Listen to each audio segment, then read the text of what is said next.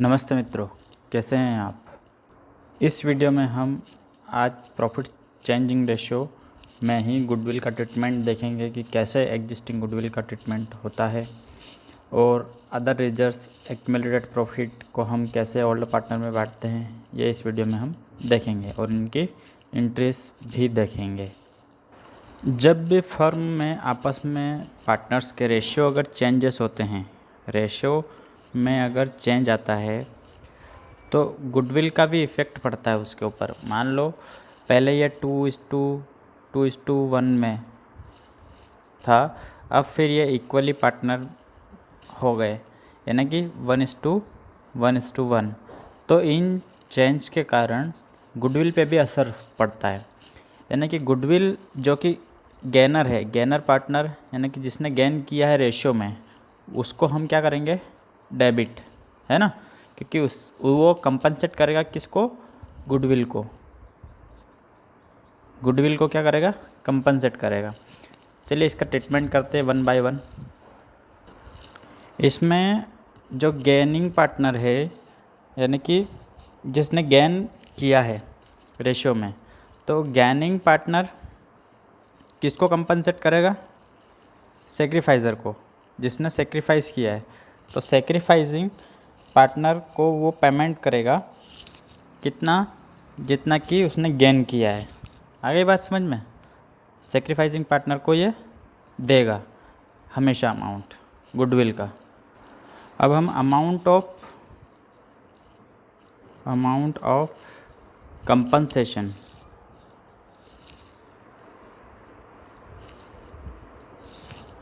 Payable ये कैसे निकालेंगे, मतलब हमको कितना अमाउंट देना रहेगा किसको, सेक्रीफाइसिंग पार्टनर को। तो ये होगा वैल्यू ऑफ फर्म्स गुडविल, है ना, firms goodwill into share of profit gain, जिसने गेनिंग रेशियो मतलब समझ लो सीधे से, है ना, जिसने गेन किया है वो उतने अमाउंट का उसमें मल्टीप्लाई कर देंगे फर्म्स की गुडविल में।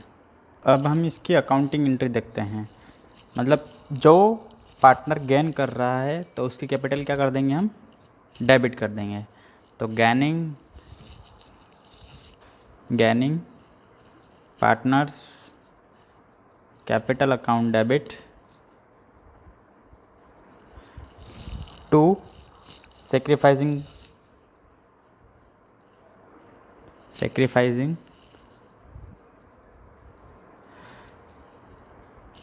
Partners capital account. ठीक है, हमेशा ये ध्यान रखना कि जो गेन कर रहा है उसको डेबिट करना है और जो सेक्रीफाइस करना है उसको क्रेडिट करना है, क्योंकि गुडविल का अमाउंट उसको पेमेंट करना चाहिए। ठीक है, ये जब होगा तब जब फिक्स्ड फ्लक्चुएटिंग कैपिटल अपन करते हैं, और फिक्स्ड कैपिटल में क्या हो जाएगा, कैपिटल की जगह करंट अकाउंट आ जाएगा। कहाँ पे आ जाएगा, यहाँ पे करंट अकाउंट आ जाएगा in case of fixed capital method. ठीक है, थोड़ा सा ये अंतर है। अब हम देखेंगे कि हमारे पास अगर गुडविल का अमाउंट कहाँ हो, बैलेंस शीट में, है ना। अपन ने देखा था एसेट साइड इसको रिकॉर्ड करते हैं। अब एसेट साइड रिकॉर्ड करते हैं तो इस बैलेंस शीट में अगर जो हमारे पास इसको बोलते हैं एग्जिस्टिंग गुडविल, है ना, तो इस गुडविल को ख़त्म करना है, यानी कि किस में बांटना है, पार्टनर्स में बांटना है। तो क्या करेंगे, partners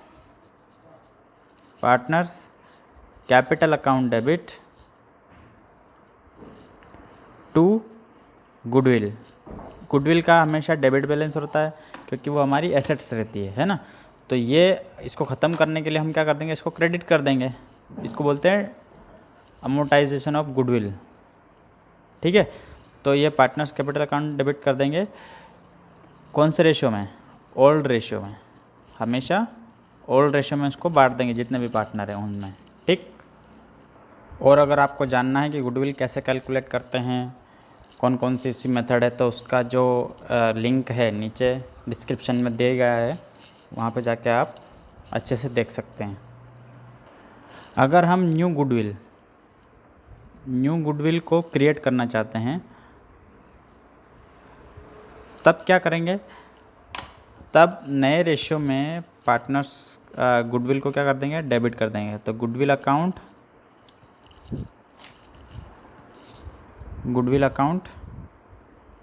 debit to partners capital account. अब ये यहाँ पे कौन सा रेशियो आएगा, न्यू रेशियो आएगा। ठीक है, न्यू रेशियो ये थी हमारी एग्जिस्टिंग गुडविल, जो कि पुराने समय में हमारे पास थी, इसको बोलते हैं एग्जिस्टिंग गुडविल। ठीक है, और ये हमारे पास न्यू गुडविल है जो कि हमने अभी क्रिएट करी है। चेंजेस होने के बाद तो क्या होगा, goodwill account debit to partners capital new ratio में। अब हम देखते हैं accounting treatment of accumulated profit और रिजर्व्स। अभी एक्यूमुलेटेड प्रॉफिट क्या होता है, हर साल प्रॉफिट होता है या फिर कुछ उस प्रॉफिट का रिज़र्व कर लेते हैं हम। जैसे कि बाइक में भी आप क्या करते हो, पेट्रोल को रिज़र्व करके रखते हो, वैसे ही उसमें से जो प्रॉफिट आया है उसमें से कुछ पोर्शन को हम एक्यूमुलेटेड करते जाते हैं, मतलब बचाते हुए जाते हैं। मान लो कि हमारे पास 1 लाख का प्रॉफिट हुआ है, इसमें से हमने 40,000 इस साल रिज़र्व में रख दिया है ना, तो वो हर साल बनते जाता है ऐसा 20,000 फिर 30,000। तो ये जो हमने रिजर्व्स हैं ये किसका है, ओल्ड पार्टनर का। हमेशा किसका रहता है, ओल्ड पार्टनर। तो ये ओल्ड पार्टनर क्या करते हैं, इसमें इनके ओल्ड रेशो में डिस्ट्रीब्यूट करते हैं। ठीक है, ये है ओल्ड पार्टनर, इनके ओल्ड रेशो में डिस्ट्रीब्यूट करते हैं, क्योंकि हम क्या पढ़ रहे हैं, रिकॉन्स्टिट्यूशन ऑफ फर्म। तो इनमें क्या हुआ है, चेंजेस हुआ है। चेंजेस क्या हुआ है, रेशियो में हुआ है या फिर इनके किसी भी रूल्स एंड रेगुलेशन में हुआ हो, तो क्या होगा, रेशियो में चेंजेस आया। रेशियो में चेंजेस आने के कारण क्या हुआ, ओल्ड पार्टनर अपना जितना भी रिजर्व था वो आपस में बांट लेंगे, है ना। इसकी हम अकाउंटिंग ट्रीटमेंट देखते हैं, अकाउंटिंग एंट्रीज। हमारे पास अकाउंटिंग एंट्री में देखेंगे कि हम इतने रिजर्व्स रहते हैं, है ना, जनरल रिजर्व्स या फिर अदर रिजर्व्स। अब जनरल रिजर्व्स हमने किस लिए रखे थे, हमारे काम के लिए रखे थे। तो अब चेंजेस हुआ है तो वो हम ओल्ड रेशियो में क्या करेंगे, बांट लेंगे।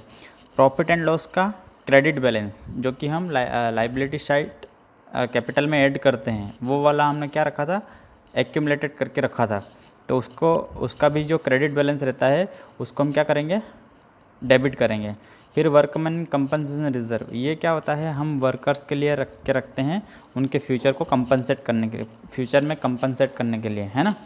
और इन्वेस्टमेंट फ्लक्चुएशन रिजर्व, ये क्या होता है कि हमारी जो मार्केट वैल्यू, बुक वैल्यू और मार्केट वैल्यू में जो डिफरेंस आता है, बुक वैल्यू और मार्केट वैल्यू में जो भी डिफरेंस आता है at the time of changes, तो उसको रिकवर करने के लिए हम इन्वेस्टमेंट फ्लक्चुएशन रिजर्व बनाते हैं। ठीक है, इन दोनों में डिफरेंस आया। मान लो कि बुक वैल्यू अपन ने 1,50,000 की खरीदी और मार्केट वैल्यू उसकी कितनी है, 1,80,000। तो इसमें दोनों में डिफरेंस कितना आया, 30,000 का। कितने का आया, 30,000 का। तो ये इन्वेस्टमेंट फ्लक्चुएशन रिजर्व बनाते हैं हम। और वैसे इनको हम क्या बोलते हैं, स्पेसिफिक रिजर्व। ये क्या है, स्पेशल काम के लिए कर रहे हैं हम, तो इनको बोलते हैं हम स्पेसिफिक रिजर्व, है ना। और ये जनरल रिजर्व होता है जो कि सभी काम में, यानी कि इसको हम सभी काम में यूज़ कर सकते हैं। अब इनका ट्रीटमेंट हमने क्या किया कि इनको सबको डेबिट कर दिया। ये रहते हैं कहाँ पर, लाइबिलिटी साइड रहते हैं, एसेट बैलेंस शीट की लाइबिलिटी साइड रहते हैं सभी के सभी। इनको हमने डेबिट कर दिया क्योंकि ये हमारा एक्यूमुलेटेड प्रॉफिट था, एक्यूमुलेटेड रिजर्व्स थे, तो इनको सबको डेबिट कर दिया और पार्टनर्स कैपिटल में बांट दिया। कौन से रेशो में, ओल्ड रेशो में बांटना है। ठीक है, क्योंकि ये ओल्ड पार्टनर का था, ओल्ड रेशो में इसको बांटना है। अब यहाँ पे तो हमने देखा था ये प्रॉफिट था और क्रेडिट बैलेंस था इसका, इसलिए हमने इसको डेबिट किया। अगर यहाँ पे डेबिट बैलेंस रहे और लॉस रहे तो क्या करेंगे हम, उसका ट्रीटमेंट देखते हैं। अगर इन केस ऑफ लॉस तो हम क्या करेंगे, पार्टनर्स कैपिटल को डेबिट कर देंगे और लॉस को क्रेडिट कर देंगे, क्योंकि उसको भी तो हटाना है बैलेंस शीट से। तो ये हम P&L टू P&L और टू डेफर्ड रेवेन्यू एक्सपेंडिचर, ऐसे एक्सपेंडिचर जो कि रेवेन्यू नेचर के तो रहते हैं पर उसको हम साल दर साल लेके चलते हैं, जैसे कि एडवर्टाइजमेंट एक्सपेंसेस, है ना, एडवर्टाइजमेंट एक्सपेंसेस, या फिर इसको बोलते हैं हम फिक्टिशियस एसेट्स, ऐसे एसेट्स जो फिक्टिशियस रहते हैं, तो इनको हम क्या कर देंगे, क्रेडिट करके पार्टनर्स कैपिटल को डेबिट कर देंगे। आई बात समझ में? अब हम सिंगल सिंगल इसमें देखेंगे कि वर्कमैन कंपनसेशन रिजर्व बनता कैसे है और इसको हम यूज़ कैसे करते हैं। तो जब हम इसको क्या करेंगे, क्रिएट करते हैं, है ना, क्रिएट करेंगे तब क्रिएटेड में क्या होगा कि हम प्रॉफिट एंड लॉस से ही इसको बनाते हैं। तो profit and loss account debit to WCR account, ये ऐसे बन जाता है ना, मतलब हमने ये इसको WCR में कन्वर्ट कर दिया प्रॉफिट एंड लॉस अकाउंट को। ठीक है, तो हमारा जो नॉर्मल बैलेंस रहता है यानी कि प्रॉफिट बैलेंस रहता है वो क्रेडिट रहता है, तो क्रेडिट को हमने क्या किया, डेबिट, तो debit P&L account debit to WCR। ठीक, और इस रिजर्व को फिर हम क्या करेंगे, at the time of changes, यानी कि पार्टनर में जो भी चेंजेस हुआ है, रेशियो चेंजेस हुआ है या फिर उनके पार्टनरशिप डीड में कोई चेंजेस हुआ है, तब अपन क्या करेंगे, इस WCR को क्या कर देंगे, डेबिट कर देंगे, debit to partners capital account, to partners capital account. या तो करंट अकाउंट आता है या फिर कैपिटल अकाउंट आता है ना, दोनों में से कोई भी आता है। तो WCR को ख़त्म करने के लिए इसको डेबिट कर देंगे और ये क्रेडिट हो जाएगा।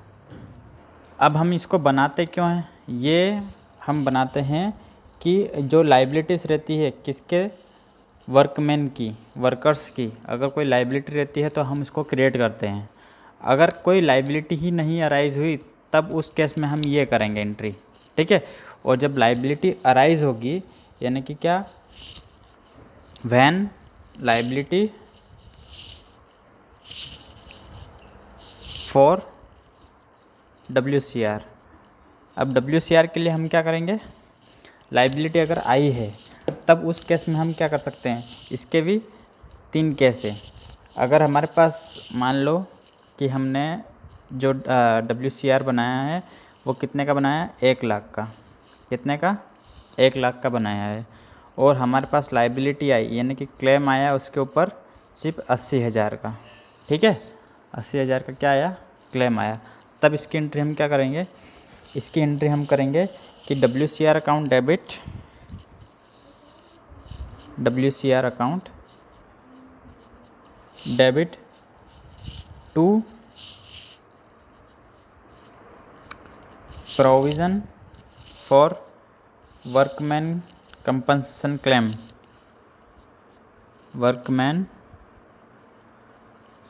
कंपनसेशन क्लेम, या फिर इसको शॉर्ट में भी लिख सकते हैं तो provision for claim of workman. ठीक है, और जितना भी बचा हुआ, देखो WCR कितना था, 1 लाख, इसको डेबिट किया अपन ने, यहाँ पे कितना आएगा, 80,000 आएगा, कितना आएगा, 80,000, और 2 बचा हुआ 20,000 किस में बढ़ जाएगा, पार्टनर्स कैपिटल में, जो 20,000 था उनके रेशो में बढ़ जाएगा, कौन से रेशो में, ओल्ड रेशो में। आगे बात समझ में, ये हो गया हमारा WCR, जबकि हमारा जो क्लेम है वो WCR से कम है, कितना कम है।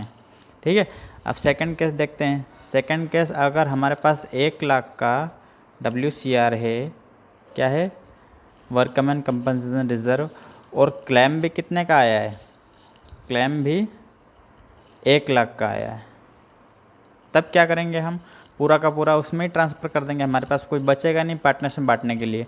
तो इसकी एंट्री होगी तब WCR अकाउंट डेबिट यानी कि workman compensation reserve account debit to provision for workman compensation claim. ठीक है, ये पूरा का पूरा 1 लाख का 1 लाख यहाँ पर ट्रांसफ़र हो जाएगा। थर्ड केस में अगर हमारे पास WCR क्या है, WCR कम है, ठीक है, ये है हमारा WCR जो कि 1 लाख है, और इस पर क्लेम कितना आ रहा है, क्लेम ज़्यादा आ रहा है यानी कि 1,20,000। तब हम क्या करेंगे, हम इसकी डायरेक्ट एंट्री भी कर सकते हैं। क्या होगी? तो workman compensation reserve account debit क्या होगी? WCR अकाउंट डेबिट कितना था? 1,00,000। 1,00,000 से इसको क्या कर देंगे अपन? डेबिट कर देंगे। अब क्लेम कितना आया हमारे पास? 1,20,000। तो to provision for claim, provision for claim, इसको कर देंगे अपन क्या? 1,20,000। अब जो डिफरेंस आ रहा है, या तो आप इसको पार्टनर्स कैपिटल में ट्रांसफ़र करो या फिर रिवोल्यूशन अकाउंट में ट्रांसफ़र करो। तो रिवोल्यूशन अकाउंट का ट्रीटमेंट अभी अपन ने किया नहीं है, तो इसको अपन क्या कर देंगे? डायरेक्ट पार्टनर्स कैपिटल में ट्रांसफ़र कर देंगे। तो पार्टनर्स कैपिटल अकाउंट, ये भी सही है, पार्टनर्स कैपिटल अकाउंट डेबिट कितने? 20,000। आगे बात समझ में? ऐसा ही ट्रीटमेंट होता है इन्वेस्टमेंट फ्लक्चुएशन फंड का, यानी कि रिज़र्व का। अब हम देखेंगे इन्वेस्टमेंट फ्लक्चुएशन रिज़र्व। ये भी हम बनाते किस लिए हैं? क्योंकि मार्केट वैल्यू और बुक वैल्यू में जब डिफरेंस आ रहा है, यानी कि हमारी जो बुक वैल्यू वो क्या हो रही है? कम हो रही है, तब हम क्या मेंटेन करते हैं? Investment fluctuation reserve. ये भी किससे हम क्रिएट करते हैं? क्रिएट करते टाइम इसको अगर हम बनाते हैं तब क्या होता है? Profit and loss account debit to IFR account, IFR account, है ना। इसमें भी अगर हम चेंजेस लाते हैं, यानी कि उनके रेशियो में चेंजेस होता है, तब हम क्या करते हैं? इसको IFR को, यानी कि इन्वेस्टमेंट फ्लक्चुएशन रिजर्व को डेबिट कर देते हैं। Account debit to partners capital, partners capital. अगर हमारी ये केस वो है जब बुक वैल्यू में कोई चेंजेस नहीं हुआ है, यानी कि उसकी मार्केट वैल्यू और बुक वैल्यू बराबर है। ये कौन सा केस है? मार्केट वैल्यू और बुक वैल्यू जब बराबर है।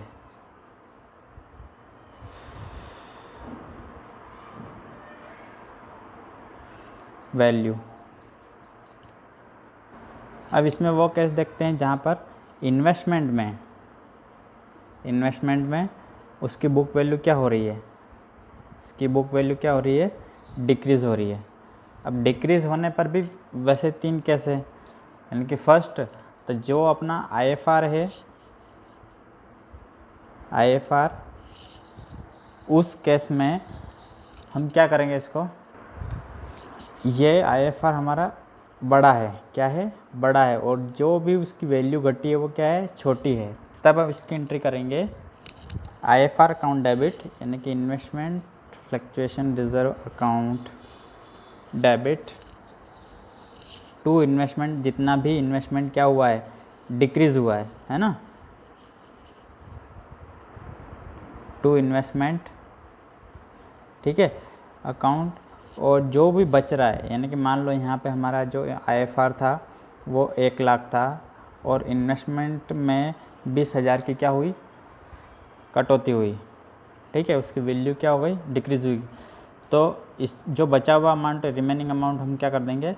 पार्टनर्स कैपिटल में डिस्ट्रीब्यूट कर देंगे। तो पार्टनर्स कैपिटल अकाउंट, बाकी का 80,000 कौन से रेशो में?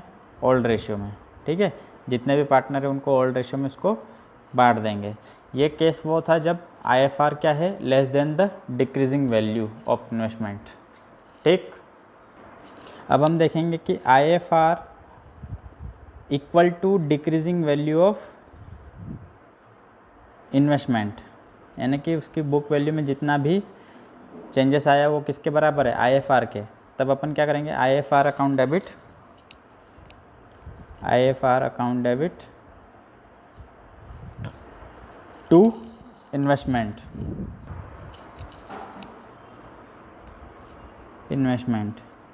ठीक है। अब हम थर्ड केस देखेंगे इसमें कि जब IFR कम बना हो और जो बुक वैल्यू डिक्रीज़ हो रही है वो क्या है?